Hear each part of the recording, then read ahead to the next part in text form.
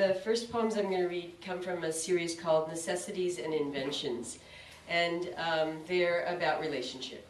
And to me, those two concepts of knowing what the necessities are, and then also knowing that you can always invent something entirely new that will surprise you. Those are the two things that I think make relationship work. And you can quiz my husband later to see if he agrees with me. So, I have a really simple way of titling work. This series is called Necessities and Inventions, and guess what each poem is called? Necessity or invention. So, not a lot of surprises there. So, necessities. All sailors in our intricate sentence. No captain. I showcase for you, but in a shoebox. I keep my old comb, its teeth bent to the shape of both our scalps. There's the fermented liquor of your listening, and there's the emptied cup of my vowels. Winter months, the cigarette unlit, ambivalent, but without the least hedge of confusion. We'll start from anything, even the vilest word, a study of what strands us and leaves us found. Inventions. I hear a story noise start up in my throat. You teach me the future intricate tense, and I teach you the path that's primitive.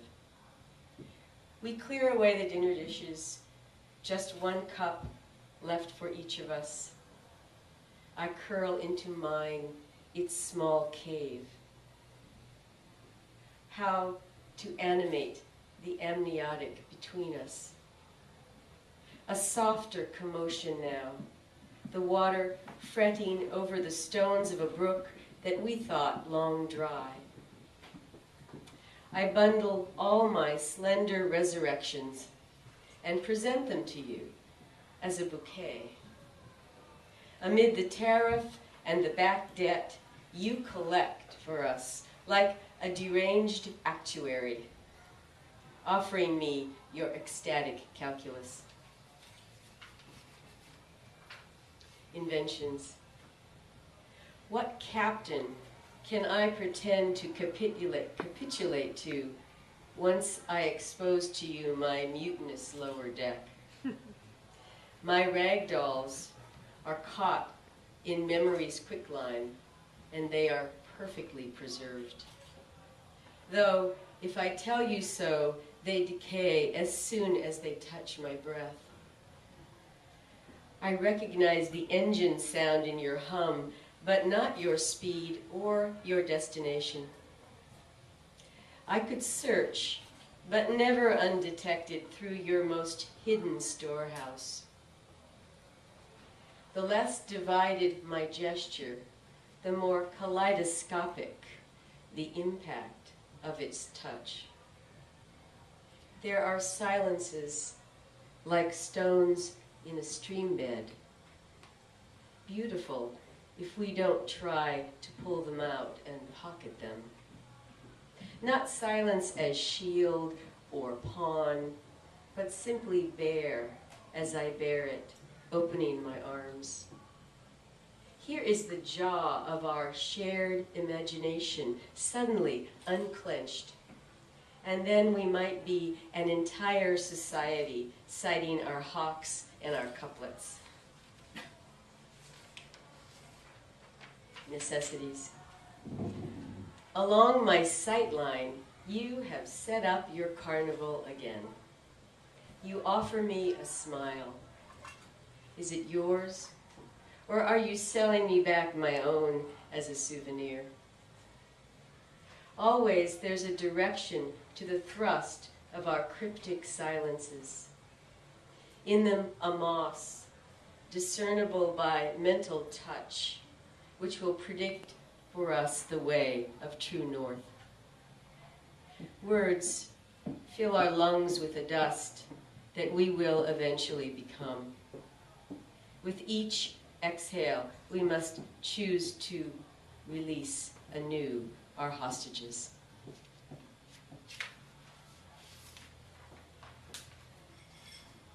So one more of these. Necessities. In through our bedroom window, a full dawnscape concusses.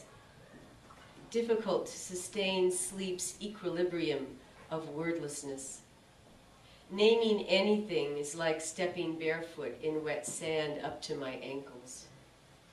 Name after name sinks me farther beneath waking's buoyancy. Our house this morning is pale with the rush of what night has siphoned off. Our objects, emptied of resemblance, hum their chordless cantos.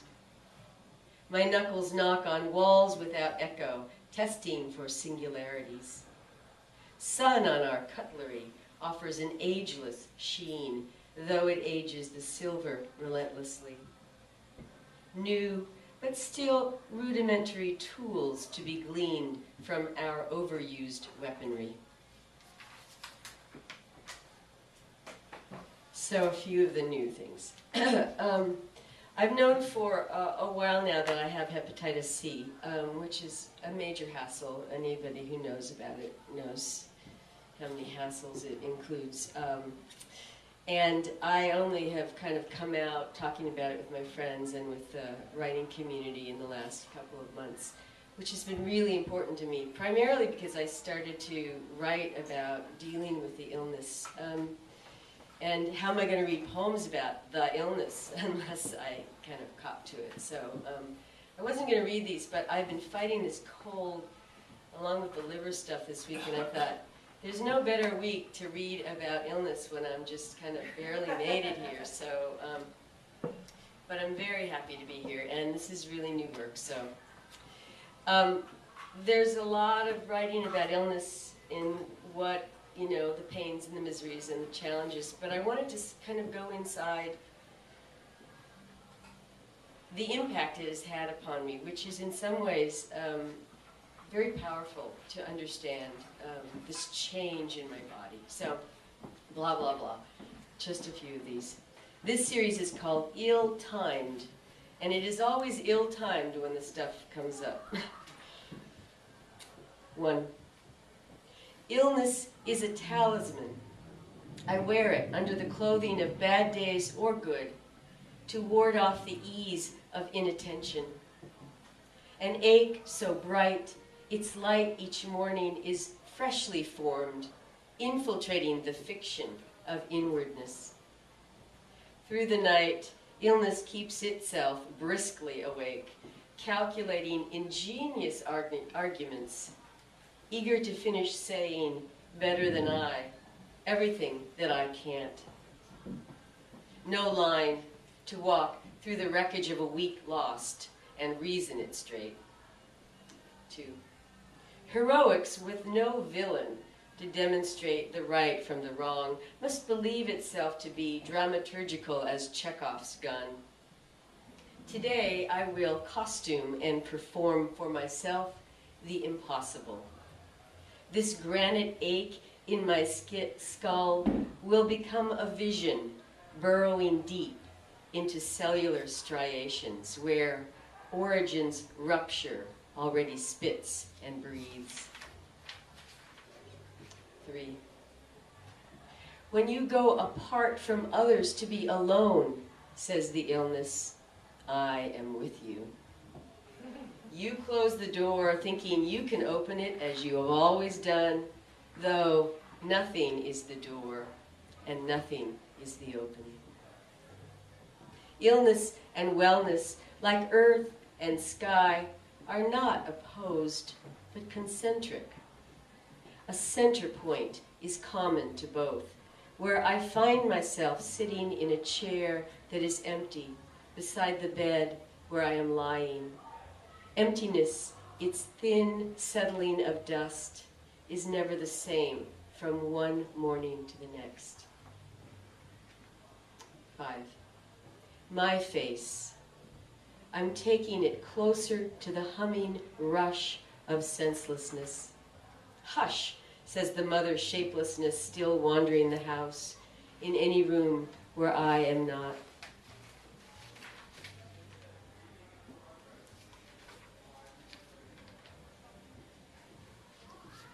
And I'll just end with this little piece. Chipping away at stone with stone. The chipping away is a form of breathing. Its rough unevenness I think of as chaotic, only at first. Thank you. Thank you very much.